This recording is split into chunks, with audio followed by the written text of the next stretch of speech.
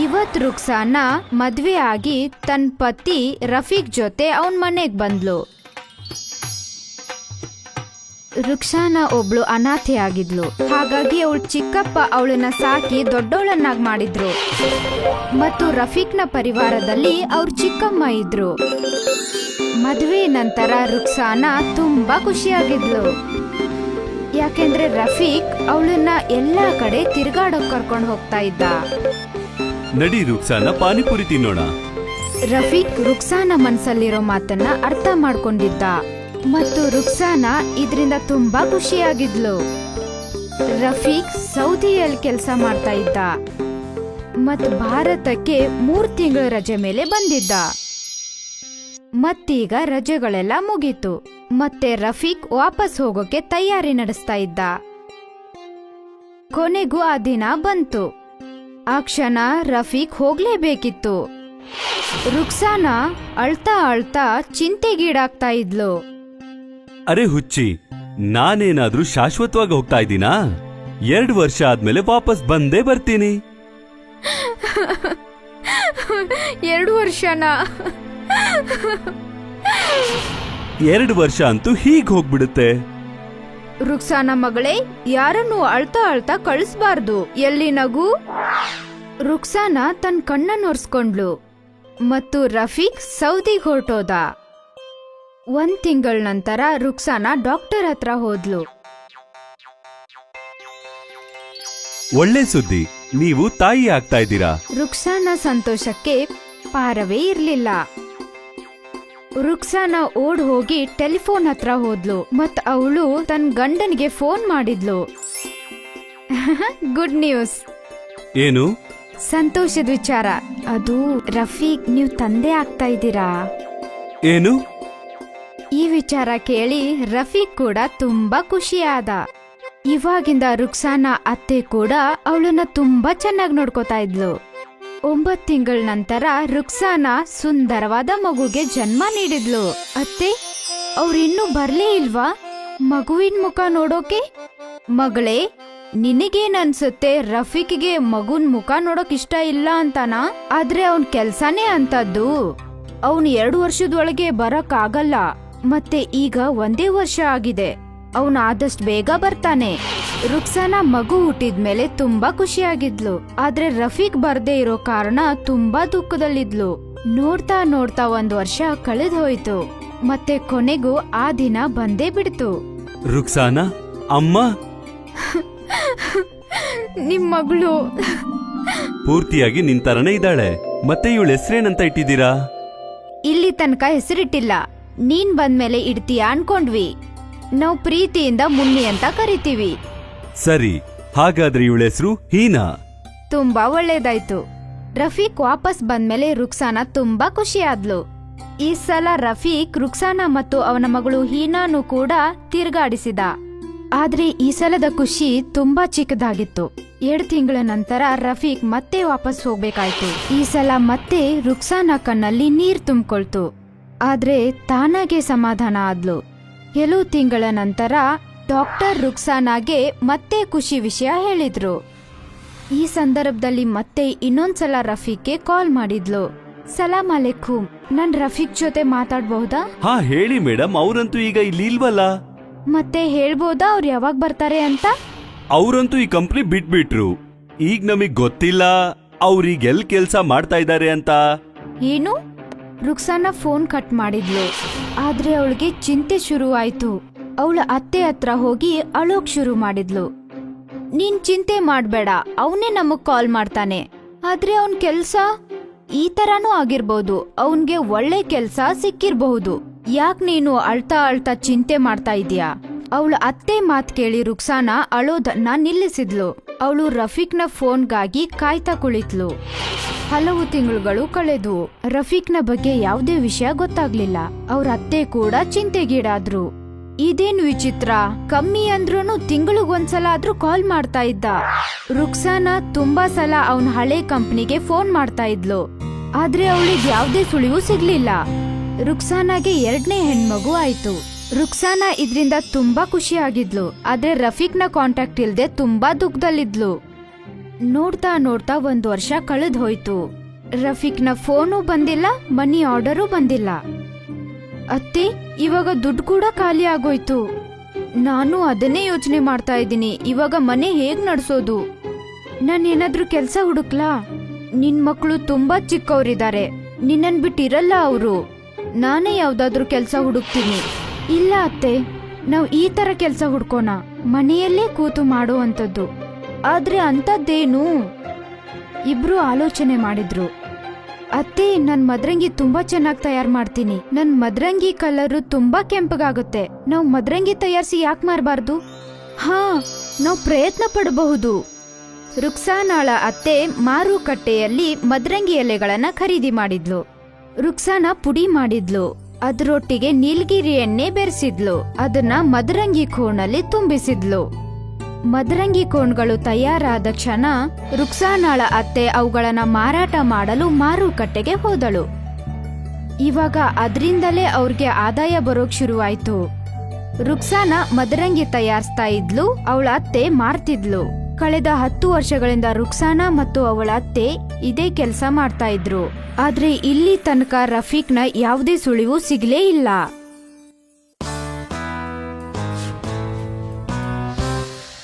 ಈತ ಲಲ್ಲು ರಾಮ್ ಮತ್ತೆ ಪತ್ನಿ ವಿಜಯಲಕ್ಷ್ಮಿ ಮತ್ತೆ ಇವರು ಅವರ 3 ಮಕ್ಕಳು, ಮದನ್, ಸದನ್, ವಿಜಯ್, ಅಜಯ್ ಮತ್ತೆ ಜೈ.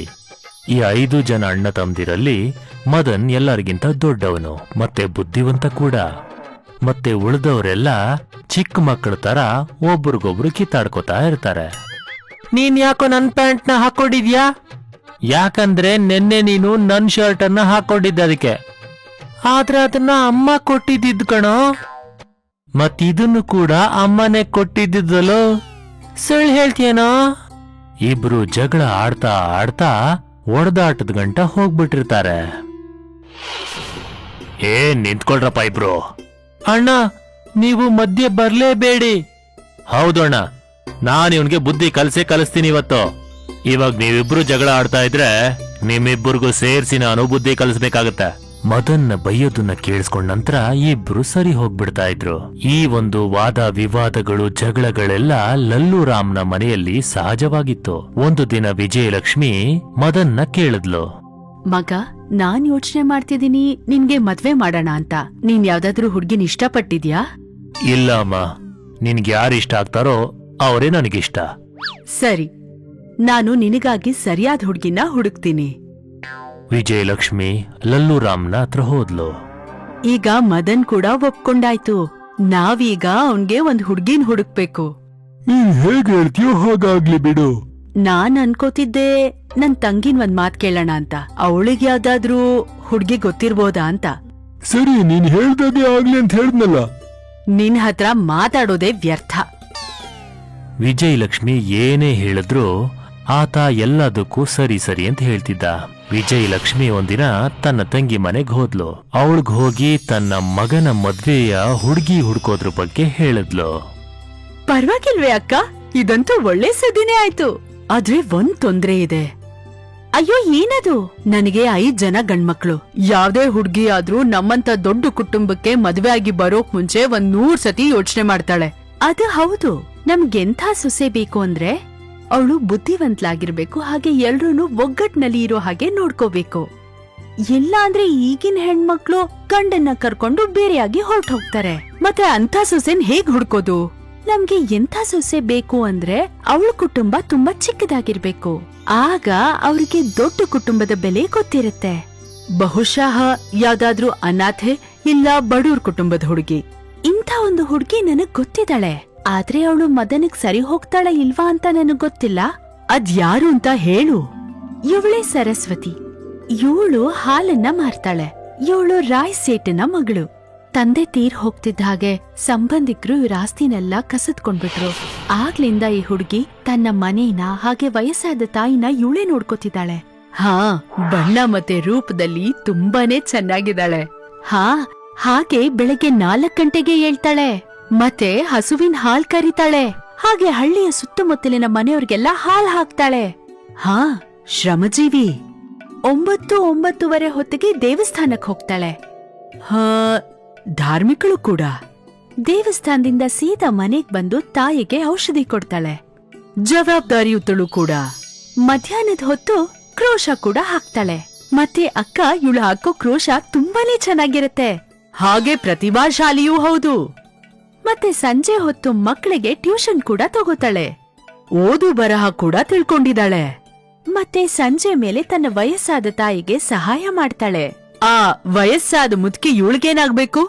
ಏನೂ ಇಲ್ಲ, ಆ ಹಳ್ಳಿಯವಳಷ್ಟೇ. ಬೇರೆಯವ್ರಿಗೆ ಸಹಾಯನೂ ಮಾಡ್ತಾಳೆ. ಸರಸ್ವತಿ 2 ನಾಯಿಗಳನ್ನ ಕೂಡ ಸಾಕಿದಾಳೆ. ಅವಳ ಮನೆಯ ಆರ್ಥಿಕ ಪರಿಸ್ಥಿತಿನೂ ಅಂಥ ಚೆನ್ನಾಗಿಲ್ಲ. ಆದ್ರೂ ಕೂಡ ಆ ನಾಯಿಗಳಿಗೆ ಕುಡಿಯೋಕೆ ತಿನ್ನೋಕೆ ಕೊಡ್ತಾಳೆ.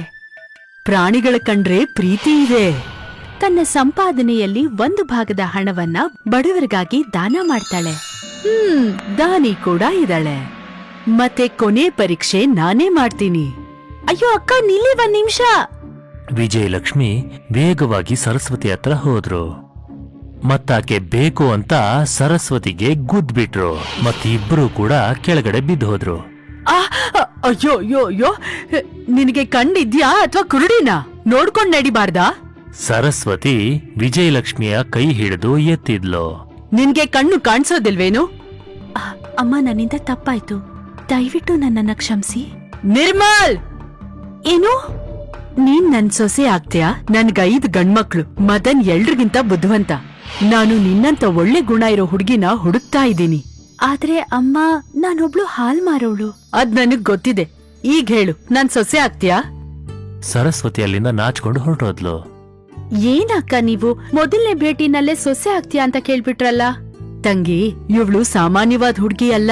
ನಾನು ಇಂಥ ಗುಣವಂತೆನೆ ಹುಡುಕ್ತಾ ಇದ್ದೆ. ಅದು ಶ್ರಮಜೀವಿ, ರೂಪವಂತೆ, ಜವಾಬ್ದಾರಿ ಇರುವಂಥವಳು, ಪ್ರತಿಭಾಶಾಲಿ, ಓದು ಬರಹ ಗೊತ್ತಿರೋಳು, ಪ್ರಾಣಿಗಳನ್ನ ಪ್ರೀತಿಸೋಳು, ದಾನ ಧರ್ಮ ಮಾಡೋಳು, ಎಲ್ಲದಕ್ಕಿಂತ ಹೆಚ್ಚಾಗಿ ನಿರ್ಮಲವಾಗಿದ್ದಾಳೆ. ಇವಳಲ್ಲಿ 10 ಸೊಸೆಯಂದ್ರ ಗುಣ ಇದೆ. ಹೌದು ತಂಗಿ, ನೀನ್ ಹೇಳಿದ್ದೆ ಸರಿ. ಇಂಥ ಗುಣಗಳಿರೋ ಹುಡ್ಗಿನ ದೀಪ ಹಿಡ್ಕೊಂಡ್ ಹುಡ್ಕುದ್ರೂ ಸಿಗೋಲ್ಲ. ಬನ್ನಿ ಅಕ್ಕ, ಬಾಯಿ ಸಿಹಿ ಮಾಡ್ಕೊಳ್ಳೋಣ. ಹಾಗೆ ಮದನ್ ಮದ್ವೆಗೆ ಎಲ್ಲಾ ತಯಾರಿ ಶುರು ಮಾಡೋಣ. ಕೊನೆಗೂ ವಿಜಯಲಕ್ಷ್ಮಿಗೆ 10 ತೊಲೆ ಇರುವಂತ ಸೊಸೆ ಸಿಕ್ಕೇ ಬಿಟ್ಲು. ಭೀಮ್ಗೋರ ಅನ್ನೋ ಒಂದು ಹಳ್ಳಿ ಇತ್ತು. ಹಳ್ಳಿ ಜನಗಳು ಸಣ್ಣ ಪುಟ್ಟ ವ್ಯಾಪಾರ ಮಾಡಿ ತಮ್ಮ ಮನೆನ ನಡೆಸ್ತಾ ಇದ್ರು. ಕೆಲವರು ಸಣ್ಣ ಸಣ್ಣ ಮಂಕ್ರಿನ ಮಾಡಿ ವ್ಯಾಪಾರ ಮಾಡ್ತಿದ್ರೆ, ಇನ್ನು ಕೆಲವರು ಸಣ್ಣ ಪುಟ್ಟ ಬಟ್ಟೆ. ನೀನೊಬ್ನೇ ನೋಡಪ್ಪ ಗಯಾಪಾಲ್, ಇಡೀ ಊರಲ್ಲಿ ಶ್ರೀಮಂತ ಅಂದ್ರೆ. ಊರಲ್ಲಿ ಯಾವ್ದಾದ್ರು ಕಾರ್ಯಕ್ರಮ ಅಥವಾ ಮದ್ವೆ ಇದ್ರೆ ನಿನ್ ಕೈಯಿಂದ ಮೆಹಂದಿ ಮಾತ್ರ ಸೇಲ್ ಆಗೇ ಆಗುತ್ತೆ ನೋಡು. ಏನ್ ರಾಮ್ ದುಲಾರಣ್ಣ, ನನ್ನ ಒಳ್ಳೆ ಕೆಲ್ಸದ ಮೇಲೆ ಯಾಕೆ ಕಣ್ಣು ಹಾಕ್ತಾ ಇದ್ದೀರಾ ನೀವು? ನೀವು ಕಷ್ಟಪಟ್ಟು ನಿಮ್ ಕೆಲ್ಸನ ಮಾಡಿ ನಿಮ್ ವ್ಯವಹಾರ ಕೂಡ ಚೆನ್ನಾಗಾಗುತ್ತೆ. ಅಯ್ಯೋ ಗಯಾಪಾಲಣ್ಣ, ನೀನಂತೂ ಕೋಪ ಮಾಡ್ಕೊಂಬಿಟ್ಟೆ. ನನ್ ಮಾತಿನ ಅರ್ಥ ಇದಾಗಿರ್ಲಿಲ್ಲ. ನನಗ್ ನಿನ್ ಬಗ್ಗೆ ತುಂಬಾ ಚೆನ್ನಾಗ್ ಗೊತ್ತಿದೆ. ನೀನ್ ಇರದೆ ಹೀಗೆ ನೋಡು. ಎಲ್ಲಿವರೆಗೂ ನೀನು ಬೇರೆಯವ್ರ ಮನೆಗೆ ಹೋಗಿ ಎಣ್ಕಿ ನೋಡೋದಿಲ್ವೋ ಅಲ್ಲಿವರೆಗೂ ನೀನ್ ತಿಂದಿರೋದು ನಿನಗೆ ಅರ್ಗೋದೇ ಇಲ್ಲ. ನಾನ್ ಇಲ್ಲಿಂದ ಹೋಗೋದೇ ಒಳ್ಳೇದು. ಸರಿ, ನಾನು ಆಮೇಲೆ ಬಂದು ಭೇಟಿ ಮಾಡ್ತೀನಿ. ರಾಮ್ ದುಲಾರ್ ಬೇಜಾರ್ ಮಾಡ್ಕೊಂಡ್ ಅಲ್ಲಿಂದ ಹೊರಟೋಗ್ತಾನೆ. ಮತ್ತೆ ಹೋಗಿ ಒಂದು ಹಳ್ಳಿ ಕಟ್ಟೆ ಕೆಳಗಡೆ ಸಮಯ ಹಾಳ್ ಮಾಡ್ತಿದ್ದ. ಅದೇ ಸಮಯಕ್ಕೆ ಆ ಜಾಗದಲ್ಲಿ ರೇಣುಕಾ ಬರ್ತಾಳೆ. ಅದನ್ನ ನೋಡಿ ರಾಮ್ ದುಲಾರ್ ಅವಳನ್ನ ಕೇಳ್ತಾನೆ, ಅರೆ ರೇಣುಕಾ, ಸಿಟಿಯಿಂದ ಏನ್ ತಗೊಂಡ್ಬರ್ತಾ ಇದ್ಯಾ? ತುಂಬಾ ಚೆನ್ನಾಗಿ ಸ್ಮೆಲ್ ಬರ್ತಾ ಇದೆ. ನಾನು ಮಾರ್ಕೆಟ್ ಇಂದ ಸಮೋಸ ತಗೊಂಡ್ ಬರ್ತಿದ್ದೀನಿ, ತಗೋ, ನೀವು ಒಂದ್ ತಿನ್ನಿ. ಅದೇ ನಾನು ಅನ್ಕೋತಾ ಇದ್ದೆ, ನನಗೆ ಈ ಸ್ಮೆಲ್ ಎಲ್ಲೋ ಗೊತ್ತಿದೆಯಲ್ವಾ ಅಂತ. ಸಮೋಸದ ಹಿಂದೆ ಖಂಡಿತವಾಗ್ಲೂ ಏನಾದ್ರೂ ವಿಷಯ ಇದ್ದೇ ಇರುತ್ತೆ. ಈಗ ಅಂಥ ವಿಶೇಷತೆ ಏನು ಇಲ್ಲ. ಅದಕ್ಕೋಸ್ಕರ ನಾನು 4 ಸಮೋಸ ತಗೊಂಡಿದ್ದು. ಮತ್ತೆ ಒಂದನ್ನ ನಿನಗ್ ಕೊಟ್ಟೆ. ಯಾರಿಗೂ ಹೇಳಕ್ ಹೋಗ್ಬೇಡ. ನಾನ್ ಯಾರಿಗೂ ಏನು ಹೇಳೋದಿಲ್ಲ. ಆದ್ರೆ ಹಾಗಾಗ್ಲಿಲ್ಲ. ರಾಮ್ ದುಲಾ ತನ್ನ ಬುದ್ಧಿನ ಬಿಡ್ಲೇ ಇಲ್ಲ.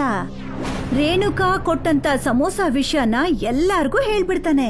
ರೇಣುಕಾ ಮನೆ ತಲುಪಕ್ಕೂ ಮುಂಚೆನೆ ಹಳ್ಳಿ ಜನಗಳು ಅವಳನ್ನ ಸುತ್ತುವರಿತಾರೆ. ನಾನ್ ಕೇಳ್ಪಟ್ಟೆ ನೀನ್ ನಿಮ್ ಮನೆಗೆ ಸಮೋಸ ತಗೊಂಬಂದಿದ್ಯಾ ಅಂತ. ನಮಗ್ ಕೊಡೋದಿಲ್ವಾ? ಒಬ್ಳೆ ತಿಂತೀಯ ನೀನು? ಹಾ, ನೀನು ತಗೋ. ಈಗ ನನ್ನ ಹತ್ರ ಉಳ್ದಿರೋದು ಬರೀ 2 ಅಷ್ಟೇ. ಅಷ್ಟೊತ್ತಿಗೆ ರೇಣುಕಾ ಹತ್ರ ಒಂದು ಸಣ್ಣ ಮಗು ಬರತ್ತೆ. ರೇಣುಕಾ ಅಕ್ಕ, ನನಗೂ ಸಮೋಸ ಕೊಡಿ. ತಗೋ, ಇದನ್ನ ತಿಂದು ಮುಗ್ಸು.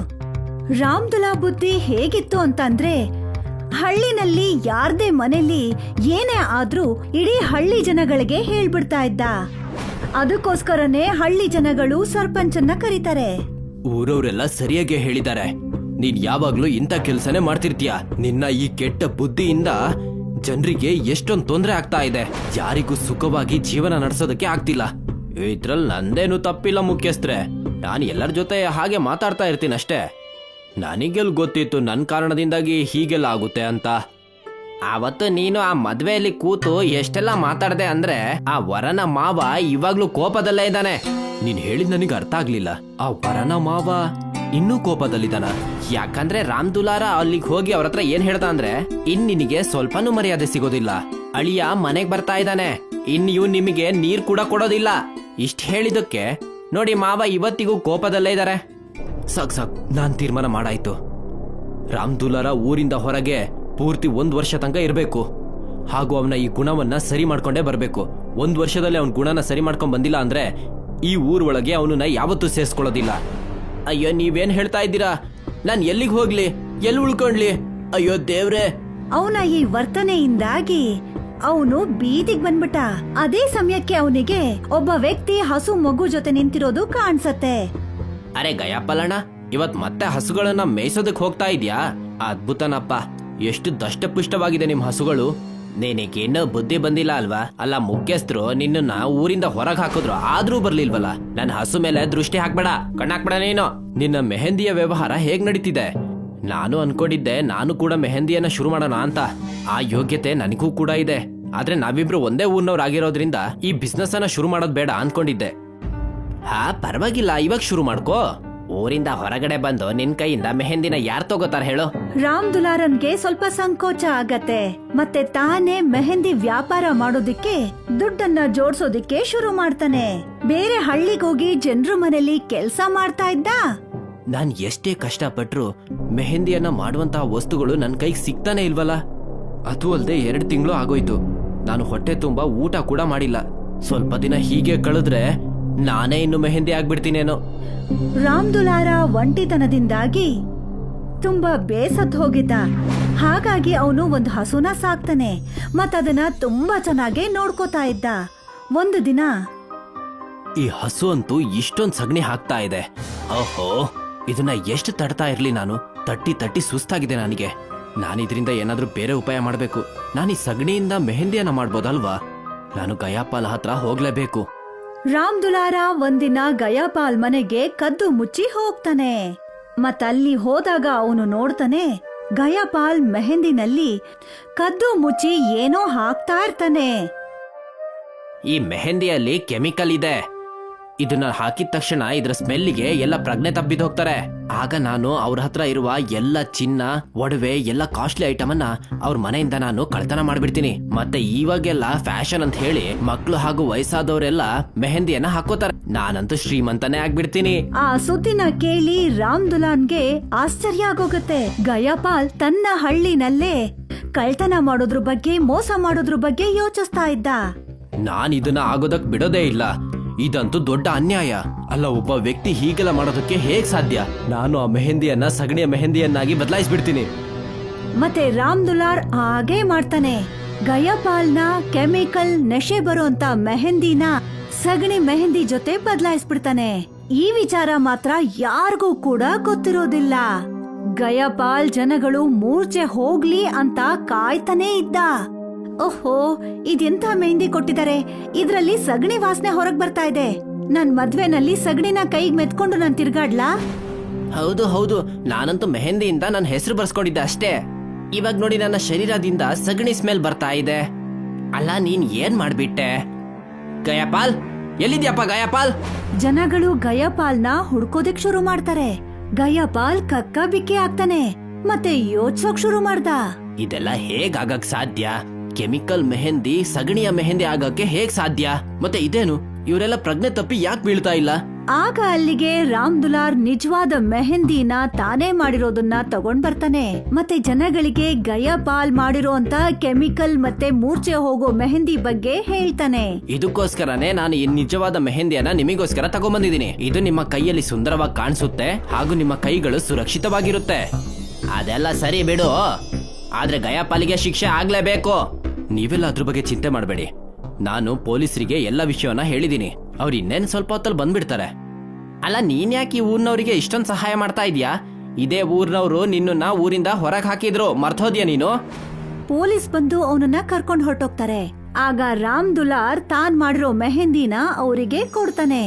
ಅದನ್ನ ಪ್ರತಿಯೊಬ್ರು ಕೈಗೆ ಹಾಕೋತಾರೆ. ಧನ್ಯವಾದ ರಾಮ್ ದುಲಾರ್ ಅಣ್ಣ, ಇವತ್ ನೀವಿಲ್ಲ ಅಂದಿದ್ರೆ ನನ್ ಗತಿ ಏನಾಗ್ತಿತ್ತೋ ಏನೋ. ಈ ಮೆಹಂದಿ ತುಂಬಾ ಚೆನ್ನಾಗಿದೆ, ಸುಹಾಸನೆನೂ ಇದೆ. ನಿಜವಾಗ್ಲೂ ಅಣ್ಣ? ಹೌದು ಹೌದು, ನನ್ ಮಗಳು ತುಂಬಾನೇ ಸಂತೋಷವಾಗಿದ್ದಾಳೆ. ಯಾವಾಗ ಜನಗಳು ಹಾಗೆ ಹೇಳಿದ್ರು ಆಗ ಎಲ್ರ ಕೈಯಲ್ಲಿದ್ದಂತ ಮೆಹಂದಿ ಚಿನ್ನದಾಗೋಗುತ್ತೆ. ಅಷ್ಟೊತ್ತಿಗೆ ಅಲ್ಲಿಗೆ ಗೋಮಾತೆ ಪ್ರಕಟಳಾಗ್ತಾಳೆ ಮತ್ತೆ ಹೇಳ್ತಾಳೆ, ನಿನ್ನ ಹಸು ಮತ್ತೆ ಪಶುಗಳ ಮೇಲೆ ನಿನ್ನಲ್ಲಿರುವಂತ ಪ್ರೀತಿ ನಾನ್ ನಿನಗೆ ಒಂದು ಆಶೀರ್ವಾದ ಕೊಟ್ಟಿದ್ದೀನಿ. ಇನ್ ಮುಂದೆ ನೀನು ಎಷ್ಟೇ ಮೆಹಂದಿ ಮಾಡಿದ್ರೂ ಅದು ಚಿನ್ನದ ಮೆಹಂದಿ ಆಗತ್ತೆ. ಮತ್ತೆ ಈ ನಿನ್ನ ಕಷ್ಟ ಕೂಡ ಸಮಾಪ್ತಿಯಾಗತ್ತೆ. ನಿಮ್ಮ ದರ್ಶನವನ್ನ ಮಾಡಿ ನನಗೆ ಸಂತೋಷವಾಗಿದೆ ಮಾತೆ, ಸಂತೋಷವಾಗಿದೆ. ನಿಮಗೆ ಕೋಟಿ ಕೋಟಿ ನಮನ. ಮತ್ತಿನ್ನೇನು, ಈಗ ರಾಮ್ ದುಲಾರ್ ಎಷ್ಟೇ ಮೆಹಂದಿ ಮಾಡಿದ್ರು ಅದು ಚಿನ್ನದ ಮೆಹಂದಿ ಆಗೋಗ್ತಿತ್ತು. ಈಗ ಅವನು ತನ್ನ ಜೀವನನ ಖುಷಿ ಖುಷಿಯಿಂದ ಕಳೀತಿದ್ದ. ಭೂಷಣ್ ಕುಟುಂಬ ತುಂಬಾ ಬಡ ಕುಟುಂಬ ಆಗಿತ್ತು. ಅವರು ಇಡೀ ಹಳ್ಳಿನಲ್ಲಿದ್ದಂತ ಸಗಣಿನ ತಗೊಂಡ್ ಬಂದು ಸಗಣಿಯಿಂದ ಬೆರಣಿ ಮಾಡ್ತಾ ಇದ್ರು. ತಗಾ ಭಾಗ್ಯವಾನ್, ಇವತ್ತಿನ ಸಗಣಿ. ಅಲ್ಲೇ ಇಟ್ಬಿಡ್ರಿ, ನಾನ್ ಬರ್ತೀನಿ. ಸಂಜಯ್ ಇನ್ನೂ ಬಂದಿಲ್ವಾ? ಎಲ್ ಹೋಗಿದ್ದಾನೆ? ಅವನು ಲಾಲಾಜಿ ತೋಟಕ್ ಹೋಗಿದ್ದಾನೆ ಸಗಣಿ ತರಕ್ಕೆ. ಬಂದ್ಬಿಡ್ತಾನೆ. ಹಾ, ಆದ್ರೆ ತುಂಬಾ ಹೊತ್ತಾಯ್ತು. ಟೇಬಲ್ ಮೇಲೆ ಟಿವಿ ನೋಡ್ತಾ ಕೂತಿರ್ತಾನೆ. ಅವನಿಗೆ ಈ ಟಿವಿ ನೋಡೋ ಹುಚ್ಚು ಯಾಕೆ ಬಂತೇನೋ ಗೊತ್ತಿಲ್ಲ. ಹಾ, ಆವತ್ತು ಕೂಡ ಅವನು ತುಂಬಾ ತಡವಾಗಿ ಬಂದಿದ್ದ. ನಾನ್ ಅವನನ್ನ ಯಾಕು ಅಂತ ಕೇಳಿದಿಕ್ಕೆ ಟಿವಿನಲ್ಲಿ ನ್ಯೂಸ್ ನೋಡ್ತಿದ್ದೆ ಅಂತ ಹೇಳ್ದ. ಹಾ, ಗೊತ್ತಿಲ್ಲ ಈ ನ್ಯೂಸ್ ಇಂದ ಅವನಿಗೆ ಏನ್ ಸಿಗುತ್ತೆ ಅಂತ. ಅದೇ ಸಮಯಕ್ಕೆ ಸಂಜಯ್ ಮನೆಗ್ ಬರ್ತಾನೆ. ತಗೊಳ್ಳಿ ಅಮ್ಮ ಈ ಸಗಣಿನ. ಇವತ್ತೆಲ್ಲಿಗೂ ಹೋಗಿದ್ದೆ? ಇನ್ನೆಲ್ಲಿಗೆ, ಆ ಟೇಬಲ್ ಅಲ್ಲಿ ಟಿವಿಯಲ್ಲಿ ನ್ಯೂಸ್ ನೋಡ್ತಾ ಕೂತಿದ್ದೆ. ಅದ್ರಿಂದ ನಿನ್ಗೇನಾಗ್ಬಿಡತ್ತೋ ಏನೋ. ಅಮ್ಮ, ನ್ಯೂಸ್ ನೋಡೋದ್ರಿಂದ ನಮಗ್ ತಿಳಿಯುತ್ತೆ ಪ್ರಪಂಚದಲ್ಲಿ ಏನಾಗ್ತಿದೆ ಅಂತ. ಹಾಗಾದ್ರೆ ಮತ್ತೇನು, ತಿಳ್ಕೊಂಡಿರೋದು ಯಾವಾಗ್ಲೂ ಒಳ್ಳೆಯ ವಿಚಾರವಾಗಿರುತ್ತೆ. ಹಾಗೆ ಯೋಚಿಸ್ಕೊಂಡೆ ನಿಮ್ಮಪ್ಪ ನಿನ್ನನ್ನ 8ನೇ ಕ್ಲಾಸ್ ತನಕ ಓದಿಸಿದ್ರು. ಆದ್ರೆ ಏನ್ ಪ್ರಯೋಜನ ಆಯ್ತು ಓದಿದ್ದು? ನಾವು ಮಾಡೋ ಕೆಲ್ಸನೇ ಅಲ್ವಾ ನೀನು ಮಾಡೋದು. ಅಮ್ಮ, ನನಗ್ ಒಳ್ಳೆ ಕೆಲ್ಸ ಸಿಕ್ಕಿದ್ರೆ ನಾನು ಕೂಡ ಮಾಡ್ತೀನಿ. ಅದೇ ನಂಬಿಕೆಲ್ ಬದುಕ್ತಾ ಇದೀವಪ್ಪ. ಒಂದು ದಿನ ನೀನು ತುಂಬಾ ದೊಡ್ಡ ಕೆಲ್ಸಕ್ ಹೋಗ್ತೀಯಾ ಅಂತ, ಕೈ ತುಂಬಾ ಸಂಪಾದನೆ ಮಾಡ್ತೀಯಾ, ಆಮೇಲೆ ಹಳ್ಳಿ ಜನ ನಿನ್ನನ್ನ ಶಬಾಷ್ ಅಂತಾರೆ ಅಂತ. ಇದೆಲ್ಲ ಖಂಡಿತವಾಗಿಯೂ ಆಗುತ್ತೆ ಅಮ್ಮ. ಈಗ ನನಗೆ ಬಹಳ ಹೊಟ್ಟೆ ಹಸುತ್ತಿದೆ, ಏನಾದ್ರೂ ತಿನ್ನಕ್ ಕೊಡು. ಹಾ ಸರಿ, ಕೈ ತೊಳ್ಕೊಂಡ್ ಬಾ. ಹೇಳ್ಬೇಕು ಅಂದ್ರೆ ಭೂಷಣ್ ಕುಟುಂಬ ಬಡವ್ರೆ, ಆದ್ರೆ ಅವರು ತುಂಬಾ ಖುಷಿಯಾಗಿದ್ರು. ಯಾಕಂದ್ರೆ ಅವರು ತೃಪ್ತಿಯಿಂದ ಇದ್ರು. ಅಮ್ಮ, ಒಂದಿನ ನಾನ್ ನಿನಗೆ ಬನಾರಸ್ ಸೀರೆನ ಕೊಂಡ್ಕೊಳ್ತೀನಿ. ದೊಡ್ಡದಾಗಿ ಹೇಳೋಕ್ ಬಂದ್ಬಿಟ್ಟ ಬನಾರಸಿ ಸೀರೆ ಕೊಡಿಸ್ತೀನಿ ಅಂತ. ನೀನಿಲ್ಲಿ ಒಂದು ಶರ್ಟ್ ಕೊಂಡ್ಕೊಳಕ್ ಆಗ್ತಿಲ್ಲ, ನನಗೆ ಸೀರೆ ಕೊಂಡ್ಕೊಂಡ್ ಬರ್ತೀಯಾ? ಅಮ್ಮ, ನೀನ್ ನೋಡ್ತಾ ಇರು, ನಾನ್ ಎಲ್ಲದನ್ನ ಮಾಡೇ ಮಾಡ್ತೀನಿ. ಹಾ, ಖಂಡಿತವಾಗಿಯೂ ಮಾಡೇ ಮಾಡ್ತೀಯಾ, ನೀನು ನನ್ ಮಗ. ಆಮೇಲೆ ಒಂದು ದಿನ ಏನಾಯ್ತು ಅಂದ್ರೆ, ಸಂಜಯ್ ಲಾಲಾ ಕೊಟ್ಟಿಗೆನಲ್ಲಿ ಟಿವಿನಲ್ಲಿ ನ್ಯೂಸ್ ನೋಡ್ತಿದ್ದ. ನಮ್ಮ ರಾಜ್ಯದಲ್ಲಿ ಹೊಸ ಕಂಪನಿ ಓಪನ್ ಆಗ್ತಾ ಇದೆ, ಗೋಬರ್ ಗ್ಯಾಸ್ ಅನ್ನ ತಯಾರು ಮಾಡುವ ಕಂಪನಿ. ಈ ಮಿಷನ್ ಇಂದ ನಿಮ್ಮ ಗೊಬ್ಬರವನ್ನ ನ್ಯಾಚುರಲ್ ಗ್ಯಾಸ್ ಮಾಡಬಹುದು, ಹಾಗೂ ಈ ನ್ಯಾಚುರಲ್ ಗ್ಯಾಸ್ ಇಂದ ನಾವು ವಿದ್ಯುತ್ ಅನ್ನ ಉತ್ಪತ್ತಿ ಮಾಡಬಹುದು. ಈ ಕಂಪನಿಯ ಉದ್ದೇಶ ಹಳ್ಳಿ ಹಳ್ಳಿಯು ಉಜ್ವಲವಾಗಬೇಕು. ಅರೆ ವಾ, ಗೊಬ್ಬರದಿಂದ ಕರೆಂಟು, ಇದನ್ನ ಮೊದಲನೇ ಬಾರಿ ಕೇಳ್ತಾ ಇದ್ದೀನಿ. ಸಂಜಯ್ ದಾರಿ ಉದ್ದಕ್ಕೂ ಯೋಚಿಸ್ತಾ ಇದ್ದ. ಒಂದ್ ವೇಳೆ ನಾವೆಲ್ಲರೂ ಗೊಬ್ಬರದಿಂದ ವಿದ್ಯುತ್ ಅನ್ನ ಮಾಡಿದ್ರೆ ನಾವು ಆದಷ್ಟು ಬೇಗ ಹಣವನ್ನ ಗಳಿಸಬಹುದು, ನಮಗೆ ಲಾಭವೋ ಲಾಭ ಆಗುತ್ತೆ. ಆದ್ರೆ ಅಪ್ಪ ಅಮ್ಮನಿಗೆ ಇದನ್ನೆಲ್ಲ ಹೇಗ್ ಹೇಳೋದು? ಆದ್ರೆ ಹೇಳಲೇಬೇಕಲ್ವಾ? ಸಂಜಯ್ ಮನೆ ತಲುಪ್ತಾನೆ. ಅಪ್ಪ ಅಮ್ಮ, ನನಗೆ ಒಂದ್ ದೊಡ್ಡ ವಿಷಯ ಗೊತ್ತಾಗಿದೆ. ಅದೇನು? ಅದೇನಂದ್ರೆ ನಾವು ಗೊಬ್ಬರದಿಂದ ವಿದ್ಯುತ್ ತಯಾರಿಸಬಹುದು. ಏನೋ ಏನೇನೋ ಹೇಳ್ತೀಯಾ? ನಿಜವಾಗಿಯೂ ಅಪ್ಪ, ಊರಿನಲ್ಲಿ ಒಂದು ಕಂಪನಿ ಇದೆ, ಅಲ್ಲಿ ಗೊಬ್ಬರದಿಂದ ವಿದ್ಯುತ್ ಅನ್ನ ತಯಾರಿ ಮಾಡ್ತಾರೆ, ಗೊತ್ತಾಯ್ತಾ? ಅವರು ನಿನ್ನನ್ನ ಮೂರ್ಖರನ್ನಾಗಿ ಮಾಡ್ತಿರ್ತಾರೆ. ಇಲ್ಲ ಅಮ್ಮ, ಇದು ವಿಜ್ಞಾನ. ಹಾಗೂ ಈ ಮಷೀನ್ ಅನ್ನ ಖರೀದಿ ಮಾಡೋದಕ್ಕೆ ಗೋರ್ಮೆಂಟ್ಗಳು ಲೋನ್ ಕೊಡ್ತಾ ಇವೆ. ಸರ್ಕಾರದ ಉದ್ದೇಶ ಏನಂದ್ರೆ ಹಳ್ಳಿ ಹಳ್ಳಿಯು ಉಜ್ವಲಗೊಳ್ಳುವುದು. ಅದೆಲ್ಲ ಸರಿನೇ, ಆದ್ರೆ ಇದರಿಂದ ನಮಗೇನು? ಅಪ್ಪ, ನಾವು ಈ ಗೊಬ್ಬರದಿಂದ ವಿದ್ಯುತ್ ಮಾಡಿ ಊರಿನವರಿಗೆ ಮಾರಿಬಿಡೋಣ, ಹಾಗೂ ಬಹಳಷ್ಟು ಹಣ ಮಾಡೋಣ.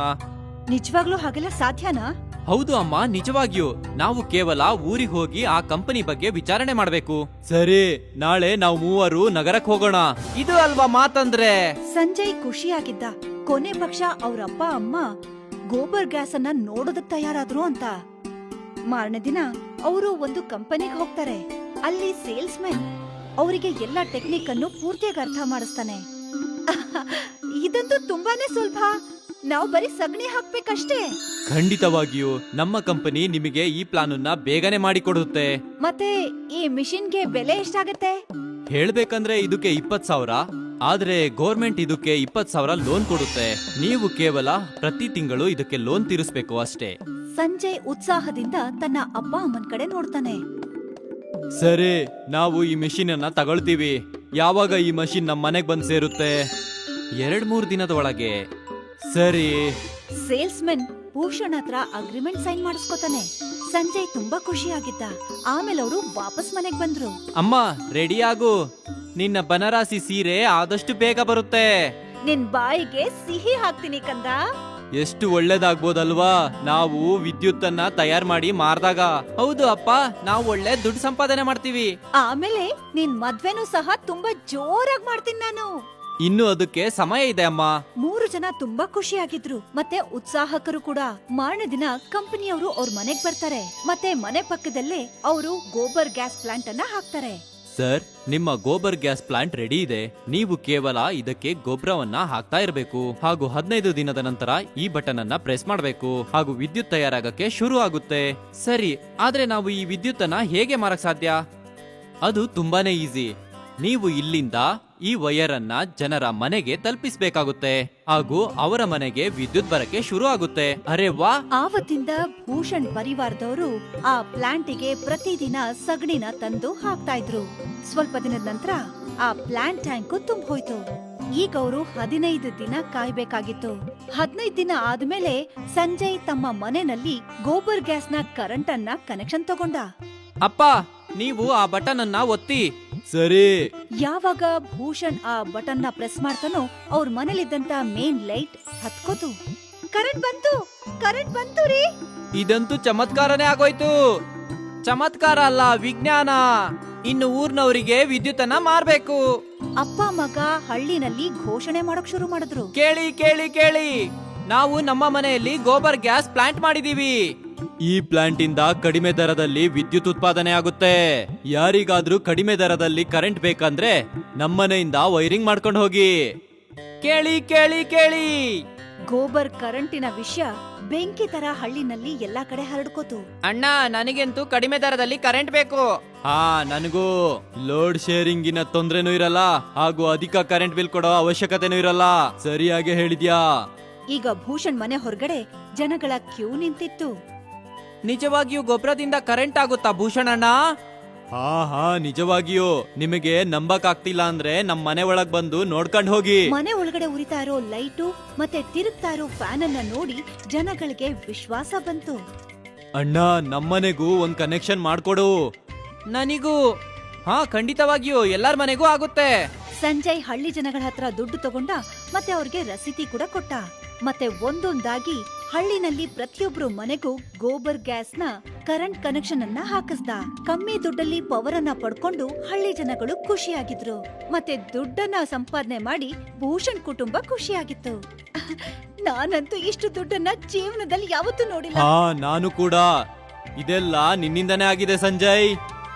ನಾವು ಯಾವಾಗ್ಲೂ ನಿನಗೆ ನ್ಯೂಸ್ ನೋಡೋದಕ್ಕೆ ಬೈತಾ ಇದ್ವಿ ಹಾಗೂ ಇವತ್ತು ಅದೇ ನ್ಯೂಸ್ ಇಂದ ನಮ್ಮ ಜೀವನ ನಡೀತಾ ಇದೆ. ನಾನ್ ಅಂದ್ಕೊಂಡಿದ್ದೆ ಜೀವನ ಪೂರ್ತಿ ಬೆರಣಿ ಮಾರ್ಕೊಂಡೇ ಜೀವನ ಮಾಡ್ತೀನಿ ಅಂತ. ಆದ್ರೆ ನನ್ನ ಕಂದ ನನ್ನ ಜೀವನನೇ ಬದಲಾಯಿಸ್ಬಿಟ್ಟ. ಸಂಜಯ್ ಅಪ್ಪ ಅಮ್ಮನ್ಗೆ ಸಂಜಯ್ ಮೇಲೆ ಹೆಮ್ಮೆ ಇತ್ತು. ನಿಧಾನವಾಗಿ ಸಂಜಯ್ ತನ್ನ ಮನೆ ಪರಿಸ್ಥಿತಿನೇ ಬದಲಾಯಿಸ್ಕೊಂಡ. ಅವನ ಮನೆ ದೊಡ್ಡದಾಯ್ತು. ಮನೆ ಒಳಗಡೆ ಎಲ್ಲಾ ವಸ್ತುನೂ ಬಂತು. ಫ್ರಿಡ್ಜ್, ಟಿವಿ, ಸೋಫಾ ಎಲ್ಲಾನು. ಇತ್ತಗಮ್ಮ ನಿನ್ನ ಬನರಾಸಿ ಸೀರೆ. ಅರೆ ವಾ, ಇದಂತೂ ತುಂಬಾ ಸುಂದರವಾಗಿದೆ. ನಾನ್ ಅನ್ಕೊಂಡೇ ಇರ್ಲಿಲ್ಲ ನನ್ ಜೀವನದಲ್ಲಿ ಇಂತ ಒಂದು ಒಳ್ಳೆ ಸೀರೆ ಉಡ್ತೀನಿ ಅಂತ. ಹಾಗೂ ಇದೆಲ್ಲ ನಮ್ಮ ಗೊಬ್ಬರದ ವಿದ್ಯುತ್ತಿಂದಾನೇ ಸಾಧ್ಯವಾಗಿದೆ. ಖಂಡಿತವಾಗಿಯೂ. ಹಾಗೂ ಸಂಜಯ್, ನೀನು ಪ್ರೂವ್ ಮಾಡಿದ್ಯಾ ಯಾವ ಕೆಲ್ಸವೂ ಚಿಕ್ಕದಲ್ಲ ಅಂತ. ಮೊದ್ಲು ಜನರು ನಾವು ಬೆರಣಿ ಮಾಡೋರನ್ನ ಚಿಕ್ಕವರು ಅನ್ಕೊಳ್ತಿದ್ರು.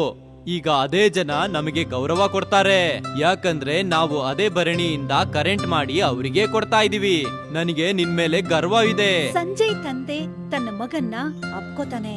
ಈಗ ಅವರೆಲ್ಲರೂ ಹಳ್ಳಿನಲ್ಲಿ ಗೌರವದಿಂದ ತಿರುಗ್ತಿದ್ರು.